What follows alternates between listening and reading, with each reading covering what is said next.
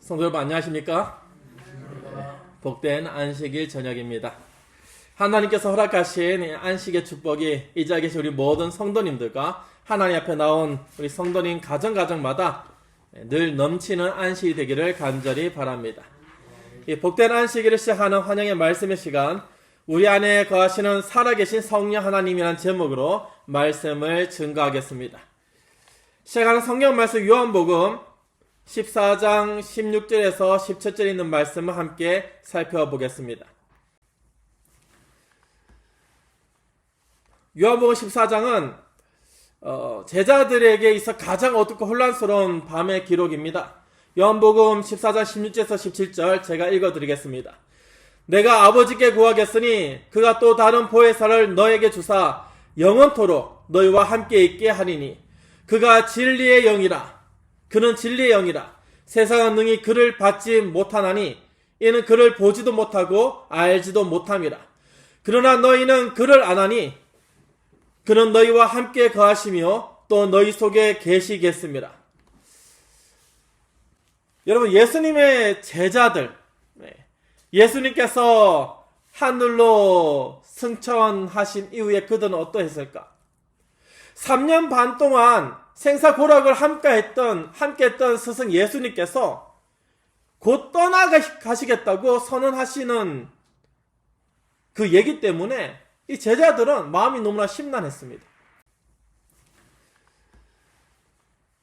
요한복음 14장은 제자들에게 있어 가장 어둡고 혼란스러운 밤의 기록입니다. 요한복음 14장 16절에서 17절 제가 읽어드리겠습니다.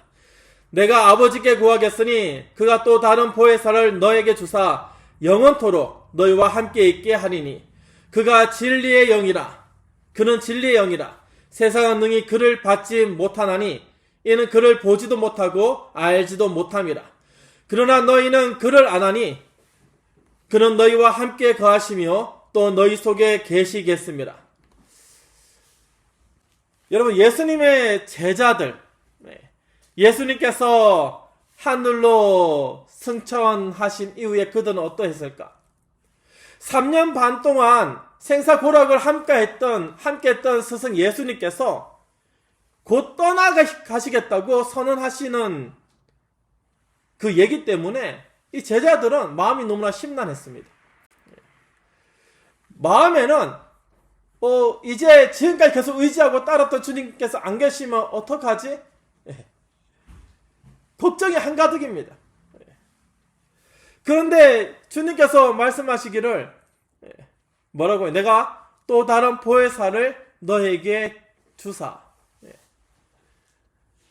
예수님께서 이제 하늘로 올라가시고 또 다른 보혜사를 보내주시겠다라고 약속을 하십니다. 우리는 감사합니다. 우리에게 약속하신 또 다른 보혜사, 우리가 보혜사 도움으로 하나님 앞에 잘 나가겠습니다 라고 말할 것 같은데, 사실 이 제자들에게 있어서 이것은 너무나 허황된, 좀 어색한 상황입니다. 실제로 말은 하지 않았지만은 눈에 보이지도 않는 하나님을 우리가 어떻게 믿고 따를 수 있는가라고 고민을 했을 것입니다. 왜냐하면 지난 3년 반 동안 예수님만 바라보며 예수님을 따랐기 때문에, 하나님을 믿으며 하나님께서 보내신 메시아 예수님을 바라보며 다녔기 때문에 예수님께서 약속하신 또 다른 보혜사, 말씀을 믿겠습니다 했는데 마음이 쉽게 이렇게 움직이지 않는 것입니다. 이것이 이 제자들이 직면했던 근본적인 문제란 것입니다. 마음에는 이제 지금까지 계속 의지하고 따랐던 주님께서 안 계시면 어떡하지? 걱정이 한가득입니다. 그런데 주님께서 말씀하시기를 뭐라고요? 내가 또 다른 보혜사를 너에게 주사. 예수님께서 이제 하늘로 올라가시고 또 다른 보혜사를 보내주시겠다라고 약속을 하십니다. 우리는 감사합니다. 우리에게 약속하신 또 다른 보혜사, 우리가 보혜사 도움으로 하나님 앞에 잘 나가겠습니다 라고 말할 것 같은데, 사실 이 제자들에게 있어서 이것은 너무나 허황된, 좀 어색한 상황입니다. 실제로 말을 하지 않았지만은 눈에 보이지도 않는 하나님을 우리가 어떻게 믿고 따를 수 있는가라고 고민을 했을 것입니다. 왜냐하면 지난 3년 반 동안 예수님만 바라보며 예수님을 따랐기 때문에, 하나님을 믿으며 하나님께서 보내신 메시아 예수님을 바라보며 다녔기 때문에, 예수님께서 약속하신 또 다른 보혜사, 말씀을 예 믿겠습니다 했는데 마음이 쉽게 이렇게 움직이지 않는 것입니다. 이것이 이 제자들이 직면했던 근본적인 문제란 것입니다. 오늘 본문에서 예수님께서는 성령 하나님을 또 다른 보혜사라고 부르십니다. 여기서 또 다른이라는 이 단어는 헬라어 원어로 알로스라는 단어인데, 질적으로 완전히 같은 종류의 다른 하나를 의미하고 있습니다. 완전히 같은. 다시 말해서 예수님과 똑같은 신격과 인격을 가지신 분이 오신다는 뜻입니다. 오늘 본문에서 예수님께서는 성령 하나님을 또 다른 보혜사라고 부르십니다. 여기서 또 다른이라는 이 단어는 헬라어 원어로 알로스라는 단어인데, 질적으로 완전히 같은 종류의 다른 하나를 의미하고 있습니다. 완전히 같은. 다시 말해서 예수님과 똑같은 신격과 인격을 가지신 분이 오신다는 뜻입니다. 하지만 제자들에게 전혀 위로가 되지 않습니다. 너무나 당혹스럽습니다. 눈앞에 계신 예수님은 만질 수도 있고 목소리도 들을 수 있고 함께 앞에 앉아서 밥을 먹을 수도 있는데, 내가 간 다음에 또 다른 보혜사를 보내주겠다 약속하신 그 보혜사 하나님은 세상에서 볼 수도 없고 옆에 계시니까 확인도 안 되고, 식사를 해도 눈앞에 보이지도 않고 어찌할 바를 모르는 것입니다. 하지만 제자들에게 전혀 위로가 되지 않습니다. 너무나 당혹스럽습니다. 눈앞에 계신 예수님은 만질 수도 있고 목소리도 들을 수 있고 함께 앞에 앉아서 밥을 먹을 수도 있는데, 내가 간 다음에 또 다른 보혜사를 보내주겠다 약속하신 그 보혜사 하나님은 세상에서 볼 수도 없고 옆에 계시니까 확인도 안 되고, 식사를 해도 눈앞에 보이지도 않고 어찌할 바를 모르는 것입니다. 여러분, 오늘날 세상에 수많은 사람들이, 특별히 하나님을 믿는다는 수많은 사람들이 성령을 단순히 하나님의 영향력으로 치부한 사람들이 참 많습니다. 우리 재림교회는 그동안 수없이 성령 하나님에 대해서 성경을 연구하고 성경 얘기를 들어가지고 삼위 하나님 중 한 분이시다 확실히 아는데, 그렇지 않은 분들이 참 많다는 것입니다. 성령 하나님을 살아계신 인격체로 대우하지 않았던 적이 참 많았습니다. 여러분, 사랑하는 사람과 한 방에 있지만은 싸워가지고 없는 사람 취급하는, 유령처럼 취급하는 그런 경우, 그냥 나를 그냥 단순히 도와주는 정도의 그런 기계 같은 그런 영향력 정도로만 많은 사람들이 생각했다는 것입니다. 제자들은 사실 굉장히 두려웠습니다. 보이지 않는 분에게 어떻게 보이지 않는데 이분이 우리를 인도하실까? 여러분, 우리도 기도하지만은 성령 하나님 우리를 도와주시옵소서라고 기도하고 간구하는데, 우리를 어떻게 도와주시는지 한번 생각해 보신 적이 있으십니까? 보이지 않는데 정말 존재하는 것인가? 우리는 지난 수천 년 동안 성경을 통해서 증거된 바를 지금 배워가지고 믿고 있는데, 그나마 우리는 기록이 있는데, 예수님의 제자들은 그런 기록도 따로 없습니다. 그냥 단지 예수님의 말 한마디, 정말 보내주셨는가? 예수님이시니까 허튼 말 하지 않으시겠지. 근데 눈에 보이지도 않고 따로 들리지도 않고, 그러한 얘기들이 이 제자들 마음가운데 계속 들려옵니다. 세상의 논리가 그들의 마음을 계속 잠식합니다. 여러분, 오늘날 현대사회는 인격의 존중은 거의 없어지고 힘이 중심이 되는 세상입니다. 여러분, 옛날에는 감히 선생님의 그림자도 밟지 못했던 시대가 있었는데 지금은 초등학생이 선생님을 때립니다. 예, 심각합니다. 예. 자기가 힘이 더 있다면 그게 재력이든 권력이든 혹은 육신의 힘이든 더 있다면 그것이 우선시 되는 세상에 지금 우리가 살아가고 있습니다. 사실 사람들은 더 이상 인격적인 관계의 깊이보다는 효율적인 영향력과 정보 그리고 자신의 필요를 채울 수 있는 것인가 그것만 생각합니다. 그래서 예를 들어 식당 하시는 분들 같으면 유명한 블로거나 유튜브 하는 사람들이 식당 한번 왔다 가면은 밑보이면은 그 욕을 해보면은 가게가 심지어 망하기도 하고 그런 일들이 참 많습니다. 그것이 또 하나의 힘이 되는 것이죠. 이러한 세상의 풍조가 교회 안으로도 너무 많이 흘러 들어왔습니다.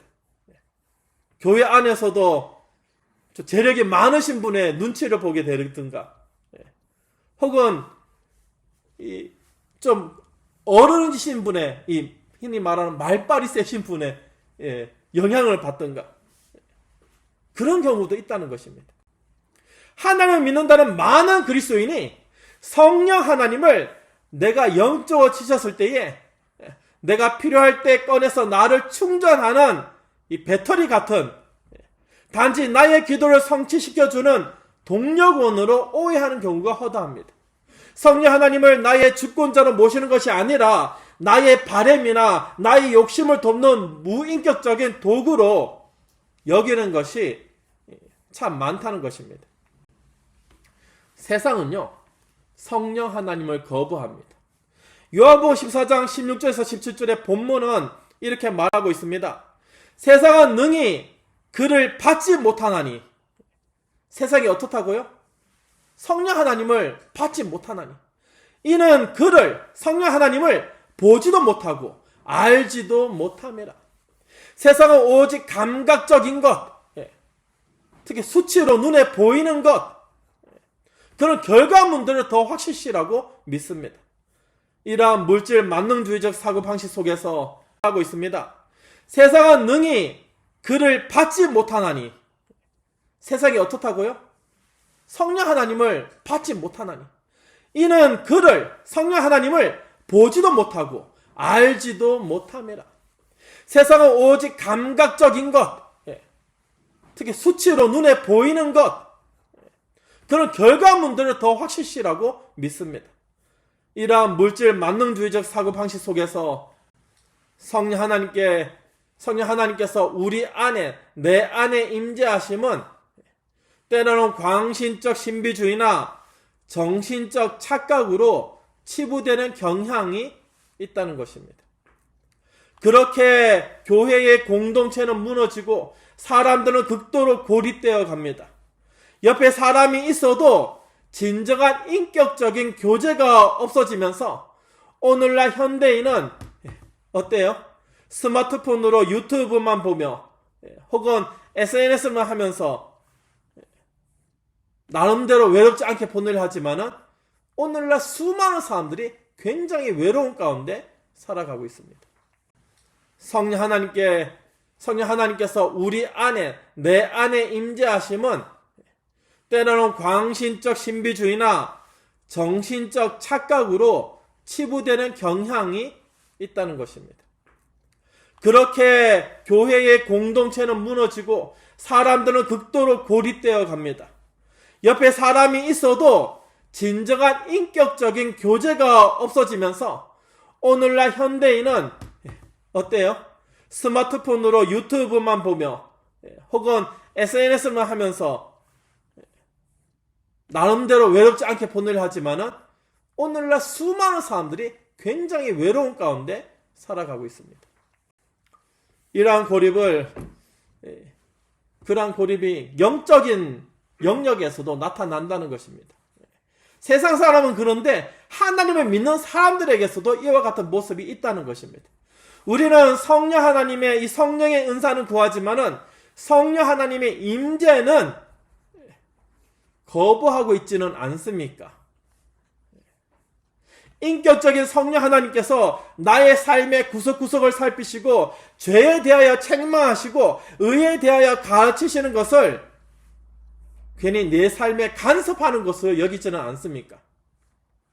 이 영감의 글 사도행전 50쪽에는 이와 같은 글이 있습니다. 성령의 도움을 대수롭지 않게 생각하는 것은 어디든지 영적 가뭄, 영적 암흑, 영적 타락과 죽음이 나타나게 된다. 사소한 일에 마음을 뺏기면 교회의 성장과 번영에 필수적이며 또한 다른 모든 축복도 함께 가져다 주는 하나님의 능력이 무한히 제공된다 해도 소용없게 된다. 많은 이들이 영향력을 원하지만은, 하나님의 영향력을 원하지만은 하나님 앞에 인격적 굴복은 원하지 않습니다. 그냥 혜택만 보고 말겠다는 것이죠. 여러분, 우리는 어떻습니까? 성령 하나님은 단순한 영적의 도움이 아닌 삼위 하나님으로 인정하지 않게 된다면 우리의 신앙은 메마른 화석이 되어버릴 것입니다. 성령 하나님은 우리와 함께 걸으시고 우리의 대화를 들으시고 우리의 모든 생각을 아시는 인격적인 분이십니다. 보이지 않는다고 해서 계시지 않는 것이 아닙니다. 성령 하나님은 지금 이 자리에도, 그리고 여러분의 삶의 그 현장에도 가장 가까이 계시는 실제적인 하나님이십니다. 아버지 하나님께서 온 우주를 주장하시고 계시고 아들 하나님이신 예수님께서 하늘 성소에서 아버지 하나님 앞에 우리의 신원을 보존하고 계시고 이 땅에서 우리 주 예수께서 보내신 보혜사 성령 하나님께서 우리를, 여러분과 저를, 여러분을 인도하고 계십니다. 삼위 하나님께서 이렇게 실제적으로 역사를 하십니다. 사도 바울은 에베소서 4장 30절에 성령을 근심하게 하지 말라라고 권고합니다. 사도 바울의 이 증언 역시 성령님께서 감정을 가진 인격체임을, 우리가 이해하기 쉽게 인격체로 제가 표현하는데 신격이죠. 우리의 모든 인격이 하나님의 신격을 모방했기 때문에 우리가 좀 더 이해하기 쉽게 제가 표현하고 있습니다. 그래, 인격체임을 증명합니다. 여러분, 우리가 이 빛이 들어오는데 이 전기는 근심하지 않습니다. 전기 이렇게 등에 불빛을 쏘면서 여기 있는 사람들이 전기세는 낼까 안 낼까 이런 걱정하지 않습니다. 여러분, 이 땅의 지구의 이 중력의 법칙, 중력, 그 중력이 슬퍼하지 않습니다. 종종 헬리콥터 떨어지고 전투기가 떨어지고 비행기가 추락하고 사람이 얼마나 죽든 중력은 슬퍼하지 않습니다. 감정이 없다는 것입니다. 오직 인격만이 상처를 받고 슬퍼하며 탄식합니다. 우리가 신앙을 하면서 하나님을 믿는다고 하며 살아갈 때에 성령 하나님을 소홀히 대한다면 우리는 우주의 가장 고귀한 인격을 외면하는 죄를, 모독하는 죄를 범하고 있는 것입니다. 영감의 그린 이 복음교육자 285쪽에 이 한 문장의 증언이 있습니다. 우리가 성령을 부를 수 없고 성령이 우리를 사용하시는 것이다. 우리는 성령의 능력을 빌려서 나의 계획을 이루려 할 때가 참 많이 있습니다. 우리 교회를 부흥을 위해서도 성령 하나님께서 역사하여서 우리 교회가 부흥되게 하여 주십시오라고 빌 때가 참 많이 있습니다. 그런데 진정한 부흥은 우리가 완전히 성령 하나님께 소유될 때에 이루어집니다. 나의 의지를 내려놓고 성령 하나님의 통치에 굴복할 때에 무한한 하늘의 능력이 우리의 삶에 흐르기 시작하는 것입니다. 요한복음 14장 16절에 예수님은 놀라운 선언을 하십니다. 내가 아버지께 구하겠으니 그가 또 다른 보혜사를 너희에게 주사. 여기에는 성부 하나님, 아버지 하나님, 성령, 이 성자, 아들 하나님, 성령 하나님, 이 삼위 하나님이 한 팀이 되어서 일하시는 구원의 연합작전이 확실하게 나타나 있습니다. 내가 아버지께 구하겠습니다. 예수님께서 아버지 하나님께 구합니다. 아버지 하나님께서 또 다른 보혜사를 우리에게 보내주십니다. 삼위 하나님께서 이렇게 역사를 하십니다. 요한복음 14장 16절에 예수님은 놀라운 선언을 하십니다. 내가 아버지께 구하겠으니 그가 또 다른 보혜사를 너희에게 주사. 여기에는 성부 하나님, 아버지 하나님, 성령, 이 성자, 아들 하나님, 성령 하나님, 이 삼위 하나님이 한 팀이 되어서 일하시는 구원의 연합작전이 확실하게 나타나 있습니다. 내가 아버지께 구하겠습니다. 예수님께서 아버지 하나님께 구합니다. 아버지 하나님께서 또 다른 보혜사를 우리에게 보내주십니다. 삼위 하나님께서 이렇게 역사를 하십니다. 우리 재림교회 기본교리 28이라는 책자가 있습니다. 한 번은 꼭 읽어보시면 참 좋겠습니다. 그 5장에 우리 재림교회 기본교리 28에 있는 5장에 성령 하나님에 대한 이 글이 이와 같은 글로 시작됩니다. 영원하신 성령 하나님은 창조, 성육신, 구속사업에 있어서 성부와 성자와 더불어 뭐 하셨다고요? 활동하셨다. 더불어란 말이 함께란 말이죠. 함께 활동하셨다. 성령 하나님은 단순히 나중에 투입된 대리자가 아닙니다. 창세기 1장 2절에 보면은 지구의 수면 위를 이렇게 운행하십니다. 생명을 잉태시키십니다. 그 창조의 주역이 바로 성령 하나님이십니다. 하나님께서 우리를 고와 같이 버려두지 않으시려고 성자 예수님께서 하늘 성소로 올라가신 후에 성령 하나님을 우리에게 직접 파송하셨습니다. 성경은 성령 하나님이 하시는 인격적인 활동을 가감없이 이렇게 보여줍니다. 요한복음 14장 26절에 가르치시고, 요한복음 15장 26절에 증언하시며, 요한복음 16장 8절에 죄를 책망하시고, 요한복음 16장 13절에 우리를 진리 가운데로 인도하신다고 분명하게 얘기하고 있습니다. 성령 하나님께서 하시는 것입니다. 이 모든 행동과 지성과 의지, 그리고 감정을 가진 인격체만이 할 수 있는 일, 성령 하나님께서 이 모든 것을 직접 하십니다. 우리 재림교회 기본교회 28에 있는 제5장 성령 하나님에 대해서 조금 전에 읽은 글에 이어서 이와 같이 소개합니다. 하나님의 자녀들과 항상 함께 하시도록 성부와 성자에 의해 파송되신 그분은 누군가요? 성령 하나님. 그분은 영적 은사들을 교회에 부여하시며 교회에 능력을 베풀어 주셔서 그리스도를 증거하도록 하시고 성경과 조화를 이루어 교회를 모든 진리 가운데로 인도하신다. 하나님께서는 성령을 통해서 우리 마음의 문을 두드리고 계십니다. 이것은 강압적인 에너지가 아니라 인격적인 설득입니다. 요단강에서 비둘기같이 임하셨던 그 온유함으로, 오순절 다락방에서 불의 혀처럼 임하셨던 그 뜨거운 열정으로 성령 하나님은 지금 우리 가운데 역사하고 계십니다. 지금도 이 순간 우리에게 성령 역사는 진리의 영으로 항상 역사하고 계십니다. 아침에 눈을 뜰 때부터 잠자리에 들기 전까지, 자는 동안에도, 우리가 길을 가더라도 성령 하나님은 우리를 모든 진리, 다시 말해서 하나님의 계명과 예수의 믿음으로 인도하십니다. 성령 하나님은 기록된 말씀을 조명하시면서 우리가 마지막 시대의 기별을 깨닫게 하십니다. 하나님께서 결코 우리를 홀로 싸우게 하지 않으십니다.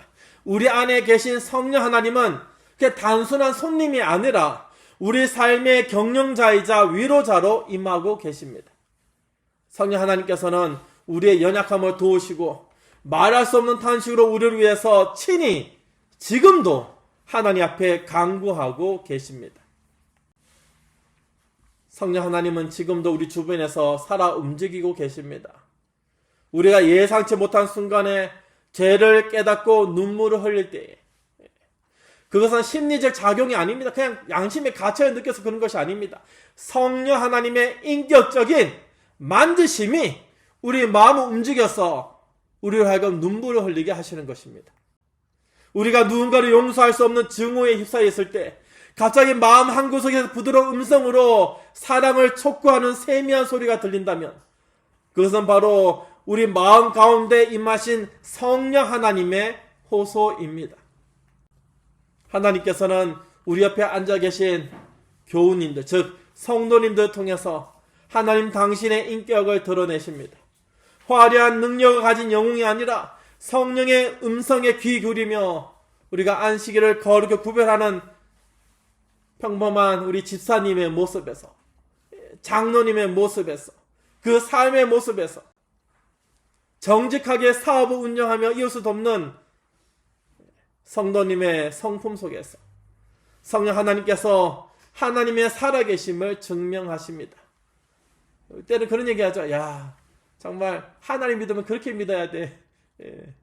야, 우리 아무개 목사님, 아무개 장로님, 아무개 집사님, 나 그런지 모르는데 정말 훌륭하셔. 왜냐하면 성령께서 함께 하시면 그 모습이 보이니까 우리도 나도 모르게 감탄하고 그렇게 영향력이 나타나는 것입니다. 성령 하나님은 하나님의 살아계심을 증명하십니다. 영감의 글 시대의 소망 173쪽에 성령 하나님의 인도하심을 받는 삶의 실제를 이렇게 묘사합니다. 하나님의 성령이 사람의 마음을 사로잡을 때에 생애가 변화된다. 죄악적인 생각은 사라지고 악한 행위와는 인연을 끊게 된다. 사랑과 겸손과 화평이 분노와 시기와 분쟁을 대신한다. 기쁨이 슬픔을 대신하고 용모는 하늘의 빛을 반사한다. 성령을 받는다는 것은 그냥 관념적인 체험이 아니라 그냥 기분 좋은 것이 아니라 우리 안에 그리스도의 생명을 직접 받아들이는 것입니다. 성령 하나님께서 우리 마음의 보좌에 앉으실 때 이기심은 사라지고 하늘의 평화가 우리 마음 가운데 임합니다. 성도 여러분, 아침마다 성령 하나님께 오늘 제 삶의 주인이 되어 주십시오라고 인격적인 고백으로 기도하시길 바랍니다. 그 세미한 음성에 순종하실 때 우리의 평범한 일상은 하나님의 영광이 머무는 거룩한 성소가 될 것입니다. 한 주의 삶에서 우리가 해야 될 것은 분명합니다. 성령 하나님을 그러니까 무인격적인 힘이 아니라 성령 하나님을 살아계신 하나님으로, 아버지 하나님, 아들 하나님, 성령 하나님, 삼위 하나님으로 성령 하나님을 우리가 대접해야 되겠습니다. 어려운 결정을 내릴 때 상담가이신 그분께서 질문하십니다. 사랑하는 성도 여러분, 그 질문에 우리가 기도로 답하고 그 질문에 우리의 모든 것을 내어놓아야 되겠습니다. 너가 나와 함께 하겠느냐? 여러분, 때로는 우리 마음이 그와 같은 질문에 우왕좌왕할 때도 있고 선뜻 대답 못할 때도 있고 그래서 나는 이렇게 괜찮을까라고 고민될 때도 있고 그러나 염려하지 마십시오. 성령 하나님께서는 우리의 모습이 어떻든 일단 우리와 함께 하시겠다고 약속하셨습니다. 너희 속에 계시겠습니다. 우리 주께서 분명히 약속하셨습니다. 성령 하나님께서 우리와 함께 하시기를 기도하시고 우리의 삶을 주관하시길 기도하시고 우리를 하나님 아버지께로 인도하시는 예수 그리스도를 믿는 믿음을 우리에게 허락하시는 성령 하나님의 역사를 우리가 간절히 기도드리고 감사드리는 복된 안식이 되시기를 간절히 바랍니다. 어려운 결정을 내릴 때 상담가이신 그분께서 질문하십니다. 사랑하는 성도 여러분, 그 질문에 우리가 기도로 답하고 그 질문에 우리의 모든 것을 내어놓아야 되겠습니다. 너가 나와 함께 하겠느냐? 여러분, 때로는 우리 마음이 그와 같은 질문에 우왕좌왕할 때도 있고 선뜻 대답 못할 때도 있고 그래서 나는 이렇게 괜찮을까라고 고민될 때도 있고 그러나 염려하지 마십시오. 성령 하나님께서는 우리의 모습이 어떻든 일단 우리와 함께 하시겠다고 약속하셨습니다. 너희 속에 계시겠습니다. 우리 주께서 분명히 약속하셨습니다. 성령 하나님께서 우리와 함께 하시기를 기도하시고 우리의 삶을 주관하시길 기도하시고 우리를 하나님 아버지께로 인도하시는 예수 그리스도를 믿는 믿음을 우리에게 허락하시는 성령 하나님의 역사를 우리가 간절히 기도드리고 감사드리는 복된 안식이 되시기를 간절히 바랍니다. 성령 하나님은 우리를 진리의 길로 인도하시고 마지막 날 우리가 예수님을 닮은 모습으로 서게 하실 것입니다. 그분은 우리를 거룩한 성전으로 삼으셨습니다. 이 안식 저녁에 우리의 마음의 성전을 정결하게 하시고 성령 하나님은 우리를 진리의 길로 인도하시고 마지막 날 우리가 예수님을 닮은 모습으로 서게 하실 것입니다. 그분은 우리를 거룩한 성전으로 삼으셨습니다. 이 안식 저녁에 우리의 마음의 성전을 정결하게 하시고 우리 가운데 임재하시는 우리 삶 가운데 임재하시는 성령 하나님과 깊은 사귐을 나누는 복된 안식 시간이 되시기를 간절히 바랍니다. 성령 하나님의 인도하심을 거절하지 마시고 우리 가운데 임재하시는 우리 삶 가운데 임재하시는 성령 하나님과 깊은 사귐을 나누는 복된 안식 시간이 되시기를 간절히 바랍니다. 성령 하나님의 인도하심을 거절하지 마시고 성령 하나님의 음성에 순종하시길 바랍니다. 보이지 않지만은 가장 확실하게 지금 이 땅에서 우리 곁에 계시는 성령 하나님께서 여러분의 영원한 동행자가 되어주심을 감사드리는 복되고 기쁜 안식이 되시길 바라며 이 시간 말씀을 줄이겠습니다. 하시고 성령 하나님의 음성에 순종하시길 바랍니다. 보이지 않지만은 가장 확실하게 지금 이 땅에서 우리 곁에 계시는 성령 하나님께서 여러분의 영원한 동행자가 되어주심을 감사드리는 복되고 기쁜 안식이 되시길 바라며 이 시간 말씀을 줄이겠습니다.